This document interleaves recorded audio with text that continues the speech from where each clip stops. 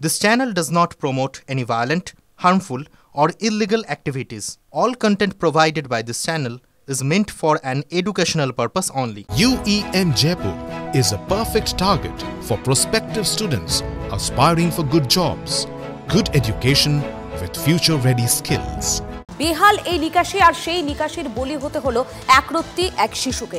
উত্তর দমদমে ঘরের মধ্যে জমা জলে ডুবে মৃত্যু হলো 6 মাসের শিশুকন্যার। আর এর দায় কার? এলাকাবাসীর অভিযোগ, পাড়ায় নিকাশি ব্যবস্থার বেহাল বহু বছর ধরে। তৃণমূল কাউন্সিলরের সাফাই, বর্ষায় নিকাশির কাজ বন্ধ, কিন্তু এই টানাপোড়েনে এক মায়ের কোল খালি হয়ে গেল। তার দায়টা নেবে কে? দেখুন।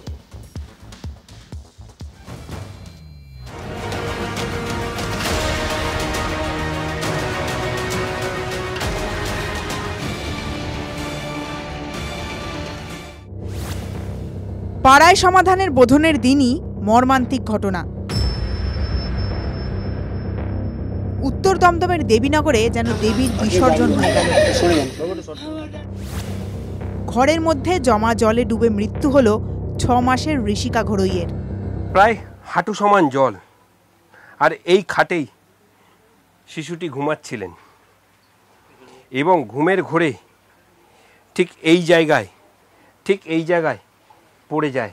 বাড়ির থেকে বেরোচ্ছি, কাজে যাব বেরোচ্ছি, তারপরে দেখি আমাদের বৌমা চিৎকার করছে, কি হয়েছে? তারপর কোলে তুলে নিয়েছে, দেখে যে নেই, কিছু নেই। এই জমা জলের মধ্যে দিয়ে আপনাদের চলাফেরা সবকিছু এই বছর তো প্রথম নয়? না, প্রত্যেক বছরই জল জমে। আর জল কতদিন থাকে? অনেক দিন করে থাকে। এবার এই জল কতদিন ধরে আছে? তাও 1 মাস। জলে ভাসছে পাড়া, জলে ভাসছে সংসার। ফি বছর এটাই চেনা ছবি দেবীনগরে। জল দুর্ভোগের সঙ্গে যুদ্ধ করতে করতে এভাবে বাচ্চাটার প্রাণ চলে যাবে, এ কল্পনাতীত। জল না থাকলে তো ঘটতো না, আজকে মার কোল জড়িয়ে থাকতো দীর্ঘদিন ধরে। যখনই বৃষ্টি আমরা জলে একটু বাস করি, কি করবো, কিছু করার তো নেই। কিন্তু এই ঘটনাটা তো শুধু এই বছরের না, এই ঘটনা তো বহু বছরের।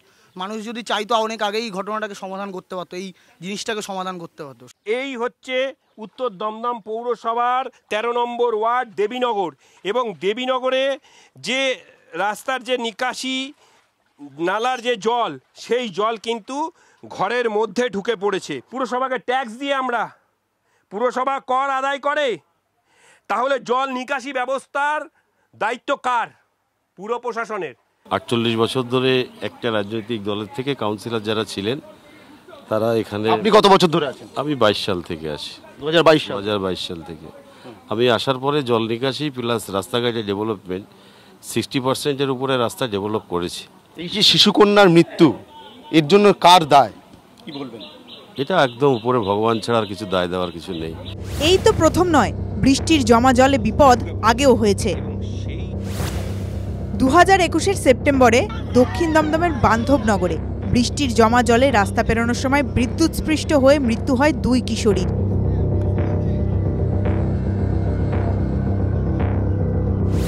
এই ঘটনার পরপরই পূর্ব মেদিনীপুরের ভগবানপুরে ঘাট থেকে বাড়িতে জমে থাকা জলে পড়ে মারা যায় বছর দেড়েকের শুভশ্রী জানা। গত বছর এই 2রা আগস্টই হাওড়ার শালকিয়ার বাধাঘাটে জমা জলে বিদ্যুৎস্পৃষ্ট হয়ে মৃত্যু হয় কলেজ ছাত্রীর। ভয়াবহ, বিপজ্জনক।